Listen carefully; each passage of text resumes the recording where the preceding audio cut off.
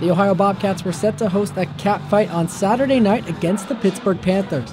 The two teams met 24 hours prior in an Ohio 7-1 win.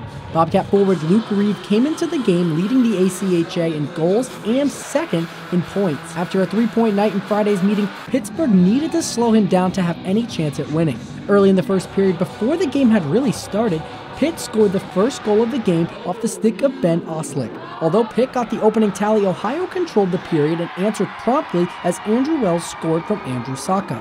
Just 5 minutes into the period, the score was already 1-1. Ohio was awarded 2 power plays in the opening period and created chances, but were unable to score and take the lead. At the end of the 20 minutes, the two teams were tied in scoring. However, the Bobcats were in control, outshooting Pittsburgh 12-5. As the two teams hit the ice in the second period, there was some deja vu as the Panthers scored early again. This time in the first minute from team-leading scorer Ben Leslie. Once again, Ohio was playing from behind. Ohio spent the rest of the second period generating chances but were unable to cash in. Pittsburgh goalie Grant Lindsay was turning the Bobcats away time after time. After coming in for relief last night, he was even better tonight, stopping 36 of 37 shots faced. Going into the third, Ohio was trailing only by 1 and needed some sort of offensive spark.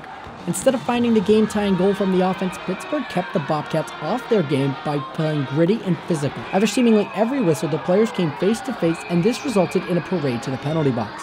Pittsburgh was called for 4 penalties in the final period, while Ohio was charged with 7. Despite falling short tonight, head coach Lionel Marone was still pleased with how his team played. Well, I think we dominated most of the game. We just couldn't finish. We outshot them by probably 30. We played most of the time in their zone. I think we just lacked a little bit of maybe will to just finish our plays.